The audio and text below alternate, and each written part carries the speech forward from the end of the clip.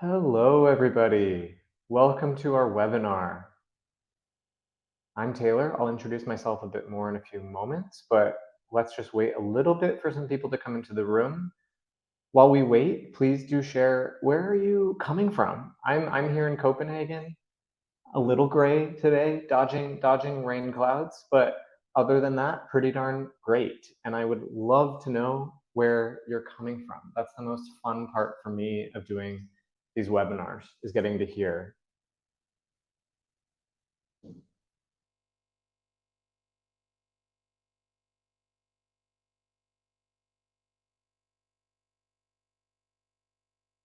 Norway, awesome.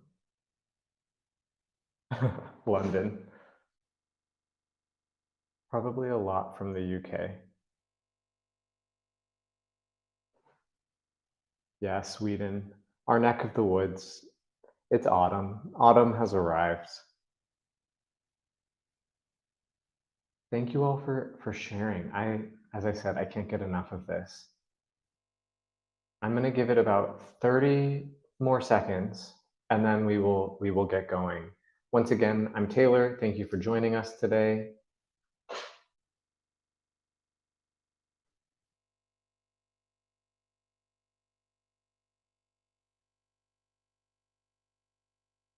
Okay, I think it is now time. We have reached critical mass. We've got a lot of people in our audience. I'm really excited to get started.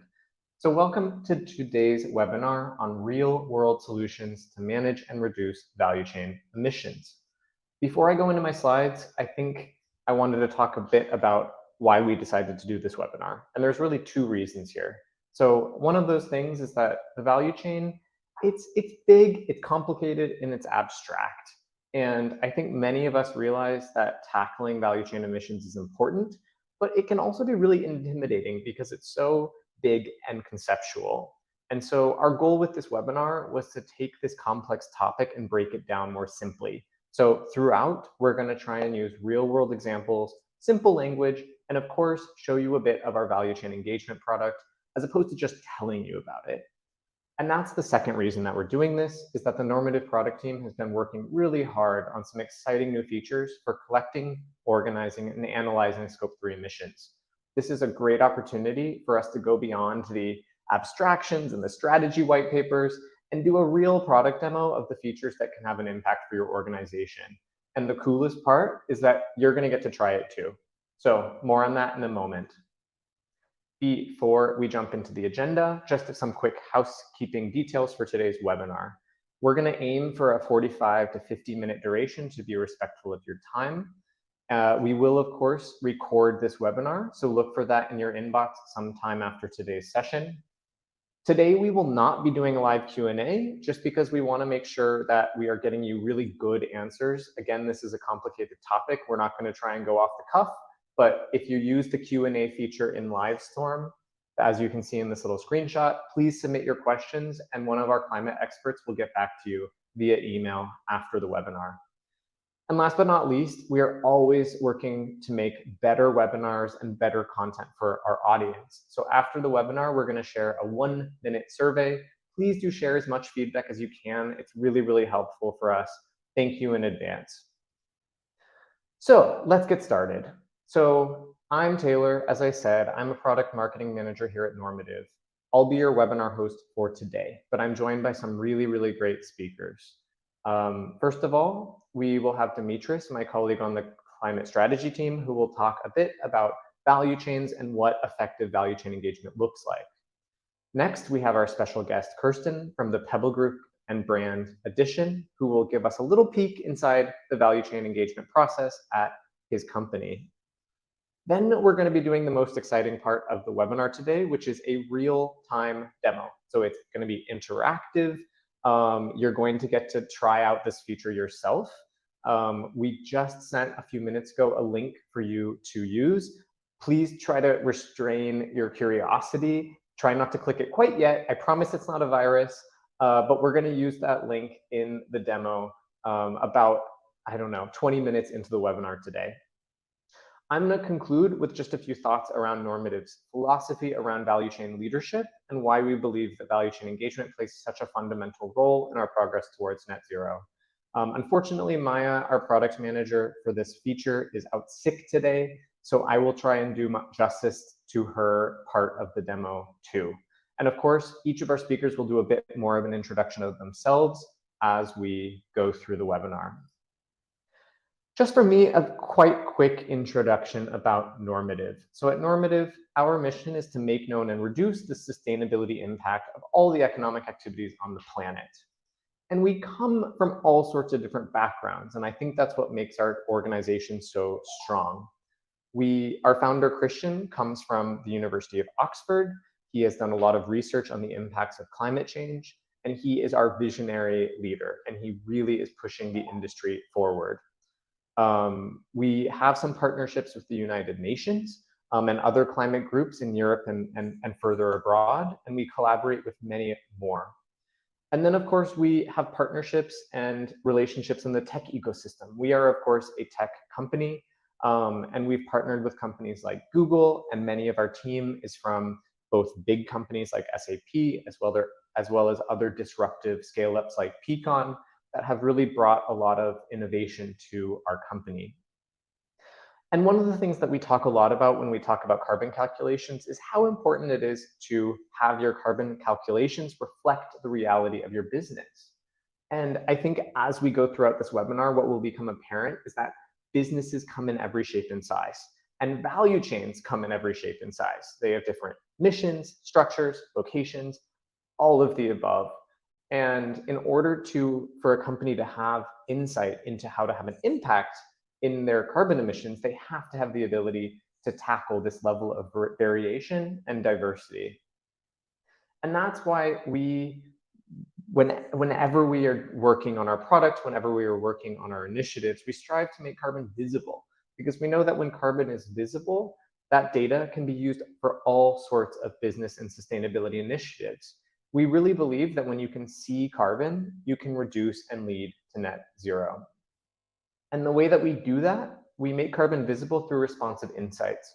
So this is everything from our integrated data collection, which is the automated intake of primary emissions data, and the output of high-resolution dynamic carbon insights. And you'll see some of those today. We are also investing a lot in connected continuous action, which is both our expert guidance from our climate strategy team, like Dimitris, who you'll hear from today, as well as our work in making this carbon data more shareable between different stakeholders and different companies and suppliers. And then, of course, everything that we do is built on a foundation of scientific integrity. So we really, really value our relationships with policymakers, scientists, innovators, and we want our customers to feel confident that they're getting the absolute best advice when it comes to compliance, financial reporting, certifications, and a whole lot more. We are really proud to work with some big names in the UK and Europe with measuring, reducing emissions, and moving towards net zero. And a lot of these customers are exploring value chain engagement as we speak. And I am really delighted now to hand over to my colleague Dimitris, who is going to talk a bit about the value chain. Amazing. Thank you very much, Taylor. My name is Dimitris. I am a climate strategy advisor here at Normative, worked in sustainability for a few years. And I support clients from the data gathering side all the way to implementing reduction strategy. But enough about me. You're here to learn more about the value chain. So let's start from the basics of what is a value chain.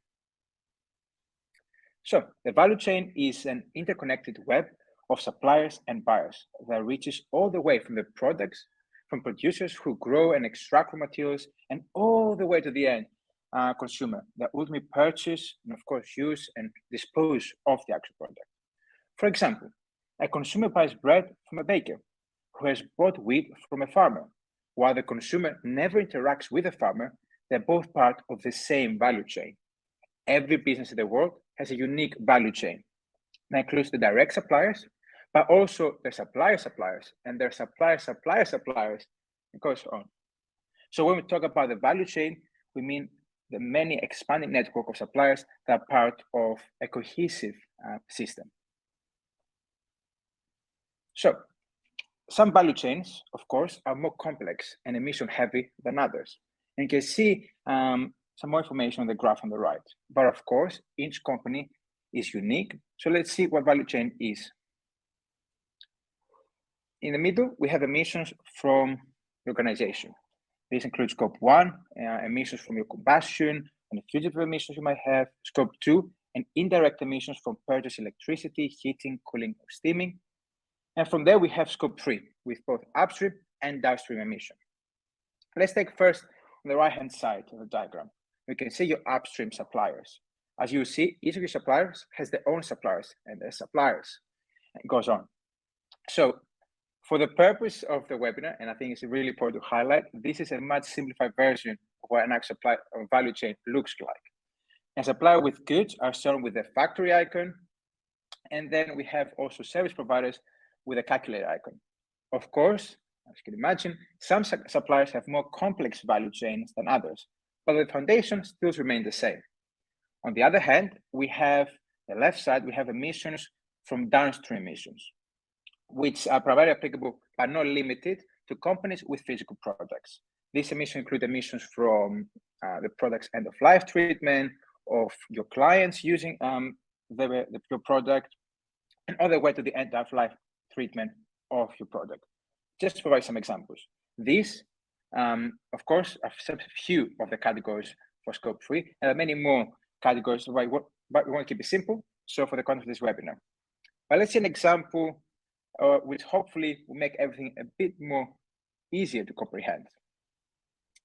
And let's take Hitachi. Hitachi is one of our clients. Hitachi offers a wide range of technology solution, industrial services and equipment, rail and automotive products, healthcare, and life science solution. And those are just to name a few. As you can imagine, as a result of those many services they provide and products, they have a quite complex value chain with tens of millions of lines of invoice data and tens of thousands of suppliers that altogether contribute in their scope 3 emissions that cover over 90% of their total emissions. It's obvious that engineering with their value chain will be essential from the beginning. So let's see specifically about value chain. To engage your value chain means to actively involve and collaborate with stakeholders at various stages of your business value chain to understand and reduce your emissions. This includes suppliers, customers, distributors, service providers, and other partners that might be involved in the production, distribution, and consumption process.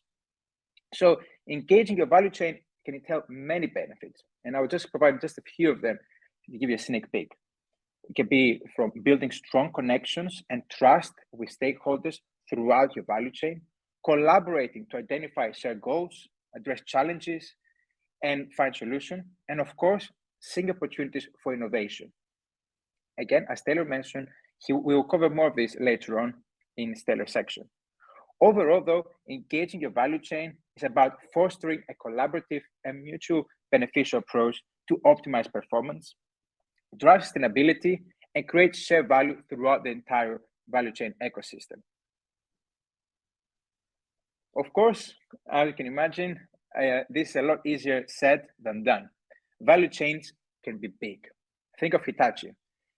With tens of thousands of suppliers, managing communication with that many stakeholders, it can be a huge challenge, let alone collecting and reviewing sustainability data from them. Now, also complexity. The value chain is made up of a huge variety of suppliers, producer, transportation, investment, service providers, customers, and many others. So it's nearly, and it's important to say, nearly impossible to synthesize and analyze scope 3 data in a consistent and rigorous way. And also after that, we have maturity. While some suppliers may be doing advanced sustainability reporting, others may have never calculated their emissions and never reported their emissions before. That doesn't mean they don't want to, but they might not have the technological knowledge or the opportunity, or many, many other reasons. So let's give you some 5 steps you can get started with your journey with value chain engagement. First, we have focus. It is crucial to begin identify the suppliers that contribute the most of emissions and prioritize engagement with them.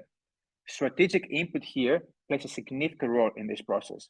For instance, engage with high-emitting manufacturers who hold a much more significance and impact compared to focus, for example, engaging with your cleaning management services. Continue, we have planning. What are your targets? What is your approach? How do you engage with them, your suppliers? For example, you might take an informative approach through webinars, like the one we're doing here, or a passive enforcing approach through setting a procurement policy. And those are just a few examples. Then we have communication. Now that you have identified the approach that works best for your organization, for your suppliers, you need to reach out to your suppliers. And then from them, we have also to encourage. How are you going to support and encourage your suppliers to provide you with the required information and data? This can be, again, through supplier education materials, workshops, and webinars. And for your top suppliers, you might want to provide other incentives or pre-requirements that can also be added here. And then finally, we have monitor. Consistency is essential since you want to create a long-term relationship with your suppliers. And later in the webinar, Taylor will showcase how you can monitor the data through Normative, which I know you all are very excited for, as I am as well. And finally, we, like many other best practices in businesses, it takes a strong foundation of data to get started. Data-driven decision is a key here. One of the core pieces of data that you need is your CAPA baseline, which must cover scope 1, 2, and 3. As I said, data is key. So when looking at scope 3, you need to go beyond just industry averages and spend-based. You need primary emissions data in order to see where to prioritize your efforts for reduction of engagement. You need much more detailed information about scope 3, and you might want to know information about, for example, where suppliers' emissions the highest, or which suppliers have already measuring their emissions or might have targets, or what are some opportunities for reductions. Again, for all of this, data here is essential and is key for success. Now, you can follow the link, will appear on the screen in a second. Just more information about value chain engagement and guidelines, there is. But from my side, I would like to say thank you for your time. I hope you learned something through this, and I would like to use Kirsten from the Pepper Group and Brand Edition. Thank you very much. Nice to see everybody. Thank you, Normative, first of all, for giving me the opportunity to come and talk to you today about value chain engagement. So just a little bit about me. My name is Kirsten Mottle. I'm the Senior ESG Officer for the Pebble Group, and the Pebble Group is the parent organisation of Brand Edition. And we operate in the promotional merchandise space. So I've been with the Pebble Group family for 7 years, 4 years at Brand Edition, and then 3 years at Pebble Group. So I've been heavily involved in Brand Edition calculating their carbon footprint with Normative, and then moving that forward onto scope 3 emissions calculations and value chain engagement. I'm really excited today to be able to sort of talk you through the journey we've been through and sort of the process we've been through to get to a point where we can start to use the data through our value chain engagement to sort of move things forward within our business. So a little bit about Brand Edition, first of all. So Brand Edition is a full-scale merchandise agency to help global brands build cultural awareness and meaningful connections with their customers. So ultimately, Brand Edition at their core is a business that designs, creates sustainable products and product ranges for its customers. We work with a very large product base and customer base. We're £117 million revenue. We have 8 sites across Europe, Asia, and the US. We shipped around 1.5 million orders. And like I said, we've got around about 120 brands that we manage across our business. So just to give you an idea of sort of those types of businesses that we work with and the products that we do. So we work with, as you can imagine, within the promotional merchandise space, we work with a huge range of different products, varying from sort of bags, bespoke products, electronics, drinkware, apparel, and we manage those products in 2 different categories. So corporate programs where we build sustainable product ranges for clients and help them support their brands. And then in consumer promotion, so working with bespoke design products to help drive sales. And all of the customers we work with sort of are well-known brands and trust their products with us. So in terms of services, although I'm here to talk about product sourcing today, Brand Addition supports a whole host of various different services for clients, ranging from global account management to sourcing, quality control, web shop platforms, warehouse and fulfillment. So let me come on to talk about our work with Normative and why value chain engagement is so important to Brand Addition. So Brand Addition works with around about 700 different suppliers, and Brand Addition doesn't manufacture any of its own products. So all its products are sourced through warehouses, subcontractors, wholesalers, decorators, and also manufacturers. So we have a huge range of suppliers. And in calculating our emissions, Scope 3 represents around about 99% of our total carbon footprint. So I think, as we've already talked about on this webinar, we work with a very, very complex supply chain. And it's really, really challenging for us. We recognize that, for us to be able to tackle our carbon footprint, we really need to address Scope 3.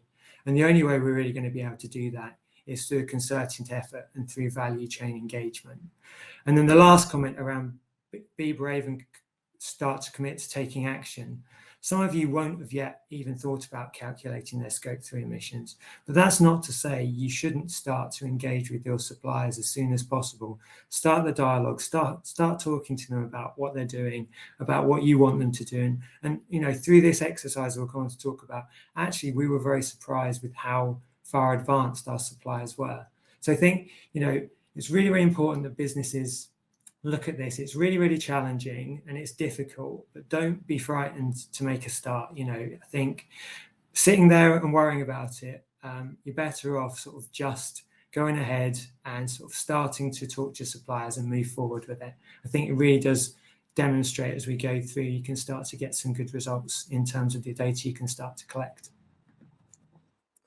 So this slide really represents the process that we've been on with Normative in calculating our value chain engagement, and sort of resonates a bit with some of the slides that you've already shown. So going through 5 stages of that process. So as I said before, first of all, we needed to identify the suppliers. So I mentioned we have around about 700 different suppliers within our supply chain, and obviously trying to tackle value chain engagement with 700 suppliers is really, really challenging, especially when it's your first time.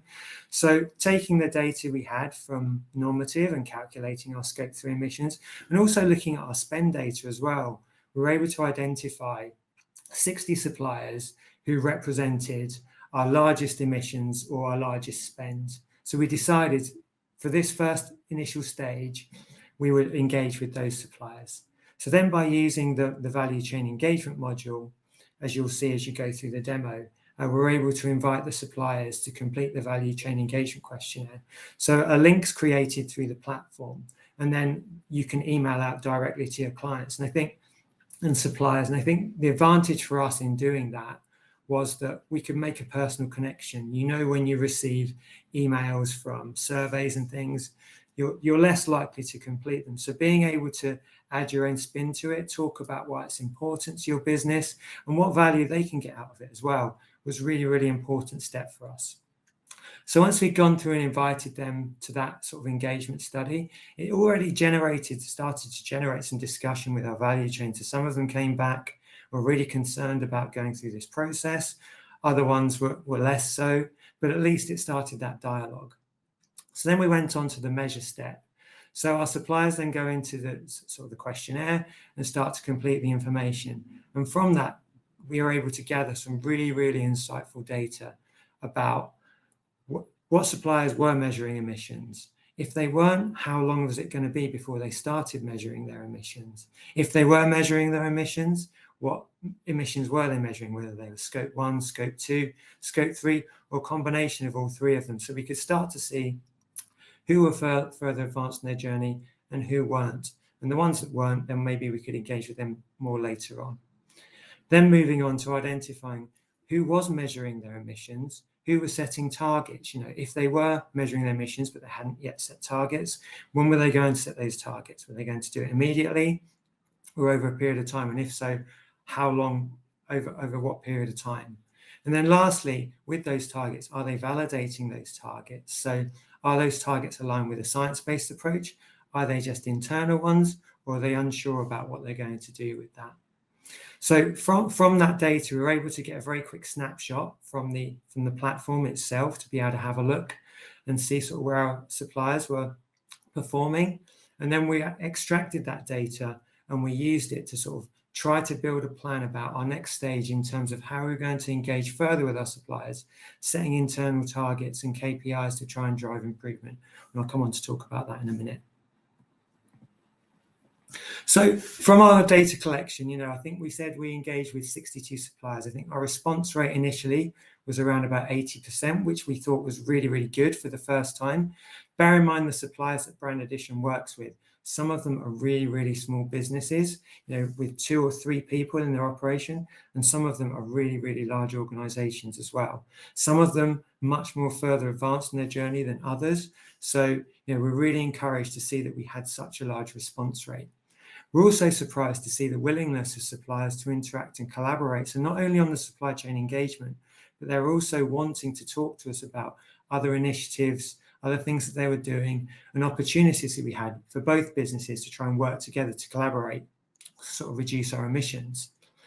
We identified where further support was needed so we could see which suppliers were not as far forward as others. And also we were able to start to build a trend about what sort of training could we do to try and engage those suppliers further, to try and move that process forward. There was definitely a reluctance around sort of measuring scope 3. I think we recognize everybody, scope 3 is really, really challenging. And that came through in the results of our survey. And also the reluctance around setting targets. Where suppliers were measuring, I think there was a reluctance around setting targets. And I think we can also, as Brand Addition, sort of, I guess, sympathize with that, because when you're not in control of your value chain, it is very, very difficult to commit to setting targets when you haven't properly developed a plan in your brain about how you're going to do and what that reduction strategy might look like. So then moving on to sort of how we use that data. So from gathering that data, the thing that we did is we wanted to benchmark our suppliers. So, we looked at those 62 suppliers that we used and we categorized them into 5 different levels. 0 was who hadn't responded, and 5 was who was aligned with science-based targets. And then from that, we were able to sort of set a ranking from 0 to 5 and started to establish a supplier ranking to see where they sat in terms of sort of where they were on that journey.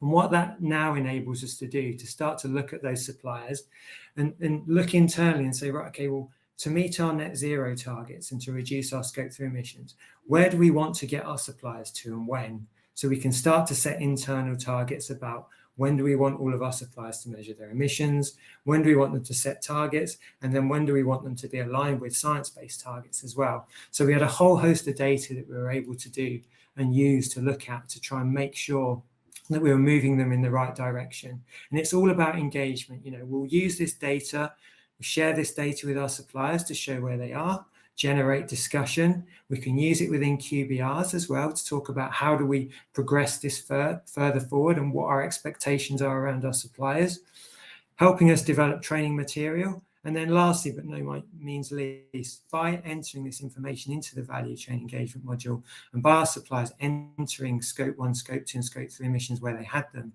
we're able to now apply that to the data that already sits in Normative in our scope 3 and shows how we reduce our emissions. So I hope that's given you a good overview of sort of how we've gone about this process so far. And I think, I'm really excited to move this forward within our business. And this platform has really, really helped us do that. So thank you very much for your time. And I think I'll hand back over to Taylor now. Hello, thank you so much, Kirsten. I think that we are going to talk about value chain leadership in a moment, but you are our value chain leader. You're really making a difference. So thank you once again. I am thrilled to do an experiment now. So for the first time ever, we are going to do an interactive demo of Normative in a webinar live. So I think that bear with us a little bit. We know links can be finicky. webinar platforms can be difficult, but I think that we have tested this a few times, and I'm very confident that we will get to see it in action, which I think is the most fun thing of all. So we are going to take off our normative hats, and for a moment, I'm going to put on a different hat. I am no longer Taylor from Normative. I am now Taylor working for Net Zero Partners. I am a sustainability lead, and it's my job to investigate the suppliers and the service providers in my value chain. It is time to open that link that we sent you at the beginning of the webinar and start clicking around. So what we did was pre-fill some of the information in the survey and equip you to get started right away with clicking around. I'm going to give you a few caveats. I'm going to walk you through it, but I think that it's truly meant to be a chance to experiment and see how it looks for yourself, as opposed to me just showing you a bunch of screenshots. So I am now going to switch over to a live demo of my normative and tell you a bit about my backstory. Again, I am Taylor from Net Zero Partners. So as a sustainability lead, I think where I begin is by looking at my analytics. So this is normative. It shows me my scope 1, scope 2, scope 3.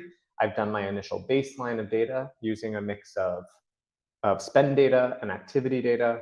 And when I look at scope 3, I can see my total scope 3 emissions, but I can also break down by activity type. I can look at where in the world my emissions are coming from in scope 3. But most importantly, I can start looking over here at my top 10 emitting suppliers. So I think when it comes to identifying a focus area, this is a really great place to start. And so for me at Net Zero Partners, I've realized that I want to push this a step further. I want to do what Kirsten did and really dive in and understand in more detail the progress that these suppliers are making on their own net zero journeys. So then what I can do is I can go to our new Engage module and start an initiative. So if I am looking at suppliers, I can see again, this is my top emitting suppliers. I can do a bit of filtering. I can examine this based on region, based on other filters. And I could say I want to look at Nordics and then choose these suppliers to engage with. These are the ones that are most important to me right now. And when I start this engagement, I design the initiative. I can say start a new one and name this initiative, decide how long it will be open for responses, and then determine the time period for which I want my suppliers to report their emissions. I'm not actually going to start this one because we've pre-prepped a few for the webinar, but that's basically my process. It is pretty straightforward. Once I create it, it looks something like this. So you get to see how many suppliers are being engaged, the time period, and then these dashboards that as of now are empty, but will be full of all of this interesting information that hopefully you can all share with us. So if you open that link that we shared, we've pre-filled as much of the information for you as we can. We've put in some fun fake names, fake VAT numbers, and now it's up to you to click around and fill in as many of the fields as you want. So it will not allow you to submit until you've hit all the required fields, but you can skip the ones that are skippable. And of course, please do include all fake information. We do not want to collect any real information from your companies. We will, of course, delete all of this data at the end of the webinar, but just to be safe, just put in fake stuff. I think one of the cool things in our survey here is that if you're a small company like this one, you can actually get access to a free carbon estimate using the Normative Business Carbon Calculator. So this is a really unique way for those suppliers like the ones Kirsten mentioned that are really small, that are 2, 3, 4 employees, to start doing carbon calculation in a way that's free. And it's pretty darn accurate. So these are your fields. You can add both quantitative and qualitative data. And when you're ready, hit share. So I know that you now want a few moments to click around and experiment and see what's in this survey. And while you do that, I'm going to talk a bit about Normative's approach to value chain leadership. Before I do that, my colleague Michelle is going to share a link just like a general link to the survey. So if there's something wrong with the one that we sent you at the beginning of the webinar, this is the one that you can use. It will let you in. You can make up some more fake info. So use that. And Michelle can help troubleshoot a little bit in the chat. But in the meantime, I'm going to talk a bit about this idea of value chain leadership, which is something that we really value at Normative and we really believe is the game-changing solution. So what is value chain leadership? So this is very much building on the concepts that Demetrius and Kirsten both talked about. We really believe that when organizations increase expectations for their suppliers, those suppliers must act. And what does this look like? I have two kind of practical real world examples that I want to talk through. So the first that I think many of us are well aware of is Nike. So Nike in the 1990s had a pretty bad backlash when it was discovered that they had factories in Southeast Asia with really terrible working conditions. And that impacted their brand equity, it decreased their sales, and it had a really, really negative impact across the board on their business. The way that they responded to this was by developing a code of conduct and auditing their factories.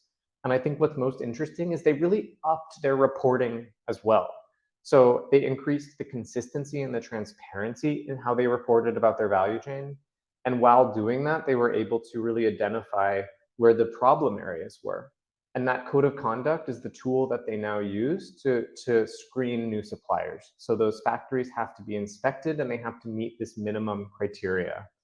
And Nike was actually the very first company in this industry who actually reported every single one of their suppliers. And I think that level of transparency and consistency was what helped make the difference. So when we look at the impact, not only for Nike, but also for the wider industry, this had a huge, huge impact. We know that Nike set this benchmark, and that meant that their competitors had to then reach a bit higher in order to keep up. It also forced legislators and human rights groups to go take a closer look at those supply chains and really dive in to think, how can we establish better regulations for the working conditions in those countries?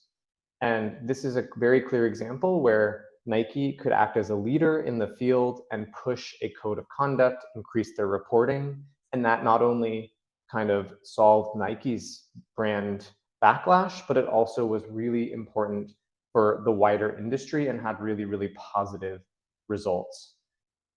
The second one that I want to talk about, I think, is probably top of mind for a lot of sustainability people, but if many of us, I'm sure, watched Apple's big presentation last week. And sustainability, of course, was a centerpiece of that presentation. Apple, of course, is a leader here. They're aiming for net zero emissions by 2030, and they've disclosed that 65% of their emissions come from product manufacturing and the supply chain. So what their approach has been is this supplier energy efficiency program, which they launched in 2015. And it supports suppliers to increase green energy and efficiency with investments, education, and procurement guidelines. So earlier when Demetrius was talking about the different approaches to value chain engagement, Apple's definitely taking the maximalist approach, but it's having an impact. It's already having a big impact for Apple and for the wider industry. So Apple was able to decrease those product manufacturing and supply chain emissions by 1.3 million tons of CO2 in 2022. And I think what's exciting is the company is pushing their suppliers to be more efficient and to decarbonize their supply chains. And this, again, like Nike, is having this ripple effect in the industry. So by creating this market for green energy, it means that their competitors are having to keep up, but it also means that these new green energy providers have a new market. They have a new market of suppliers to sell to. And so it's this huge catalytic impact. And this ripple effect is the reason that we are so excited about this idea of value chain leadership, because we know if we can empower these industries that have big value chains, they can have the ripple effect. All it takes is this one core progressive company, a leader like Kirsten, who can then push these new expectations, these new ideas, these new resources to their suppliers, who can then push to their suppliers, and who can then push to their suppliers. And at the end of the day, it's this kind of catalyst effect that we are so excited about.